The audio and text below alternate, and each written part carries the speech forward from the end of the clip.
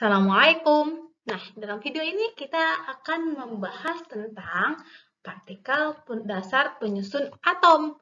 Nah, jika dalam sebelum-sebelumnya atom itu diartikan sebagai sesuatu yang tidak dapat dibagi lagi, tapi ternyata seiring dengan perkembangan zaman, atom itu punya sesuatu yang lebih kecil gitu. Kita lihat.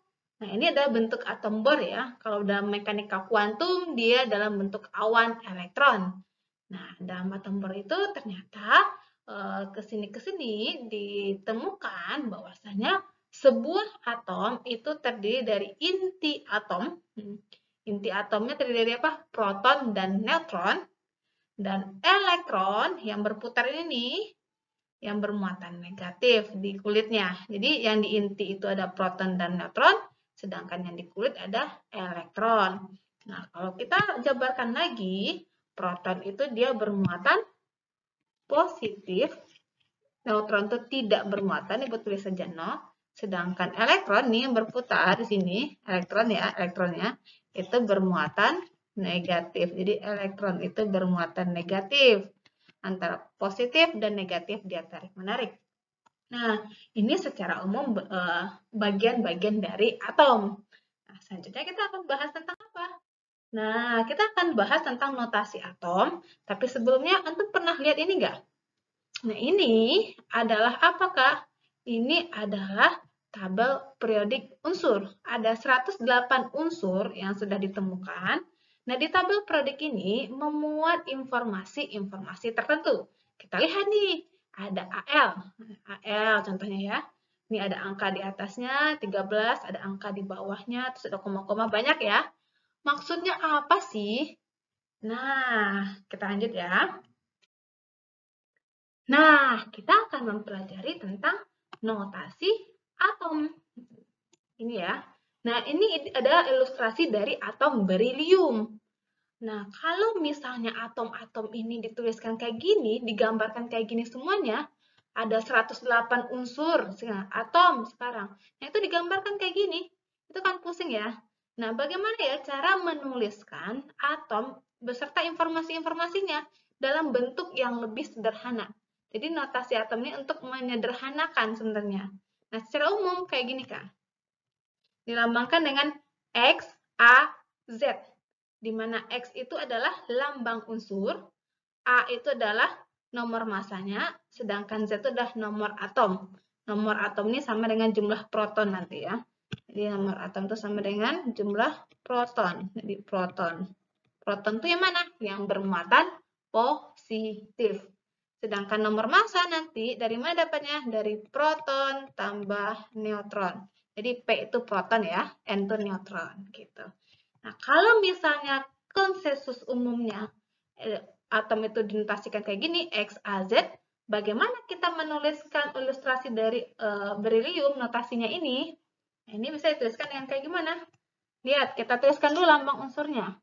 Be, berilium itu Be, Kak. Be, berilium. Nah, kita butuh data di bawah dulu deh. Bawah itu apa? Z. Z itu apa? Z itu adalah nomor atom. Nomor atom itu beda ya setiap atom. Nomor atom itu sama dengan jumlah proton. Proton itu yang mana? Proton itu adalah yang bermuatan positif yang ada dalam inti. Ada berapa proton yang positif? Kita hitung. Ada yang mana ya? Nih, 1, yang merah ya. 2, 3, 4. Berarti protonnya ada 4. Maka nomor atomnya dari Be adalah 4. Ditulis di bawah. Seperti itu dituliskannya ya. Nah, selanjutnya kita butuh nomor massa nih buat di atas. Berapa ya nomor massanya? Oke, ingat nomor massa itu ada apa di sini lambangkan dengan A ya. A itu nomor massa yang di atas ya. Bagaimana cara menghitungnya? A itu nomor massa itu adalah apa? Jumlah dari proton dan neutron. Artinya apa? Jumlah dari dalam ini nih. Nah, proton tambah neutron. Protonnya berapa?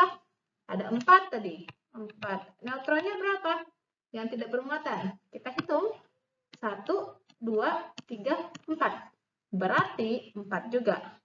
Kadang sama, kadang beda kan? Jadi tidak harus sama ya. 4 tambah 4 sama dengan 8. Maka di atasnya ada angka 8. Nah, inilah notasi unsur dari atom Be.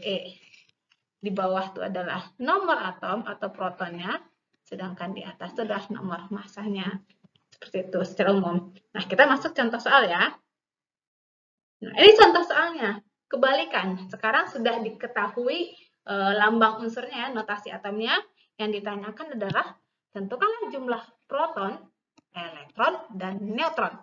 Kalau kita boleh singkat, proton itu adalah P, elektron itu adalah E, dan neutron itu adalah N.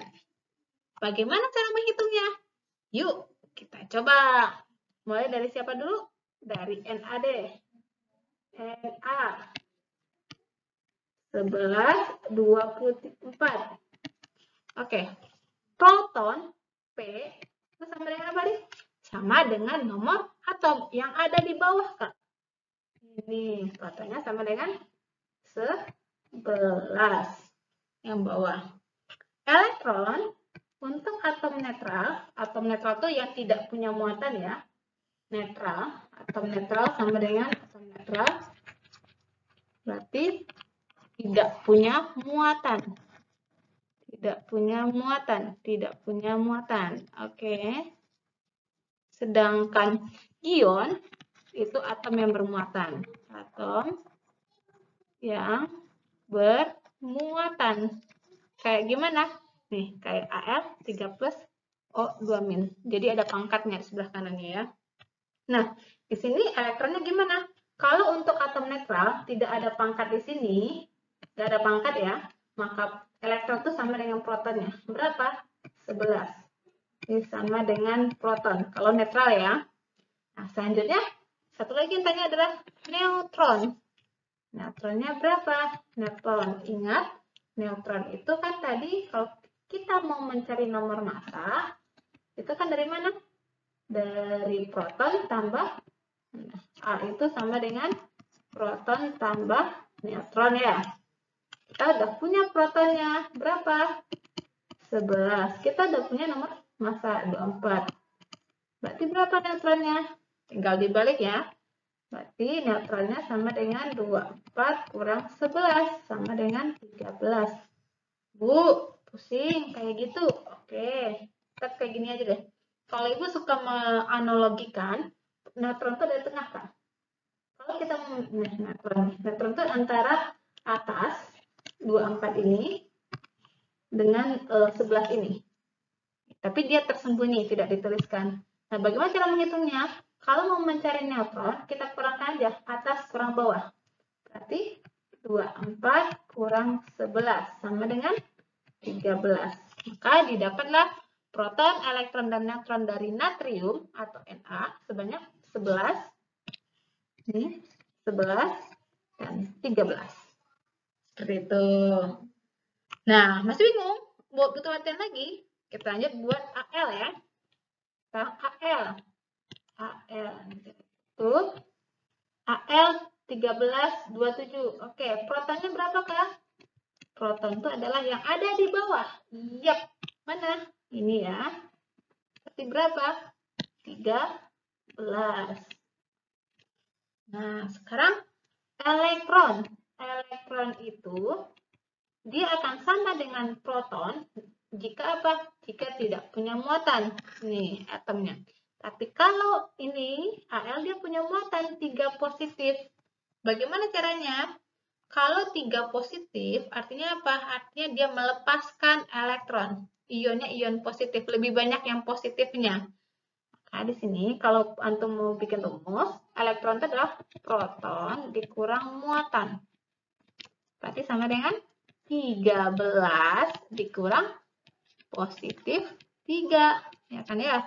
Berarti 13 dikurang positif, berarti ini jadi negatif ya, kurang 3 sama dengan 10. Lihat, elektronnya hanya ada 10. Makanya dia bermuatan positif. Yang bermuatan positif kan proton ya, proton itu bermuatan positif, elektron itu bermuatan negatif. Ketika positifnya lebih banyak dari negatif, maka dia bermuatan positif. Gitu. Nah, selanjutnya terakhir apa? Ditanya neutron. Ingat, neutron itu apa? Atas kurang bawah. Di atasnya ada siapa, Kak? Di atas kurang bawah. Atasnya ada siapa? Ada 27. Berarti 27 dikurang 13. Sama dengan 14. Oke, gitu. Terakhir, kita bahas yang ini. CO, oksigen, sesuatu yang kita hirup. Kita menghirup oksigen ya. Nah, kita hitung. Oksigen tuh punya nomor atom berapa? Protonnya berapa? Proton itu kan sama dengan nomor atom. Ingat lagi, yang di mana Kak? Yang di bawah. Berapa? 8. Siap. Terus siapa lagi? Tanya elektron. Elektron tuh ingat gimana? Elektron adalah, kalau pakai rumus ini nih, kalau pakai rumus ini boleh, elektron sama dengan proton dikurang muatan. Protonnya berapa? Protonnya 8. Muatannya berapa? 2 negatifnya di atas, berarti min 2. Jadi kalau muatan tuh angka dulu, jadi baru ini, O, 2 negatif. Jadi angka dulu baru negatifnya ya. Artinya negatif 2. Oke. Lanjut ya. Udah kelihatan nih. Nah, selanjutnya berarti negatif ketemu negatif jadi gimana? Positif. 8 ditambah 2 sama dengan 10. Lihat, proton yang bermuatan positifnya ada 8, muatan negatifnya ada 10. Jadi nggak heran ya ketika dia bermuatan negatif, karena yang negatifnya lebih banyak. Antum juga gitu. Kalau misalnya aura negatifnya lebih banyak, itu bawahnya pengen apa ya? Sedih aja atau nggak enak aja. Maka perbanyaklah yang positif. Lepaskanlah yang negatif gitu. Dan yang terakhir, masih ya satu lagi neutron. Gimana neutronnya? Gampangnya? Gampangnya adalah atas kurang bawah. Sama dengan 16 kurang 8. Sama dengan 8. Nah, kurang lebih seperti itu. Semoga bisa dipahami ya. Jika bingung, jangan ragu untuk bertanya. Assalamualaikum warahmatullahi wabarakatuh.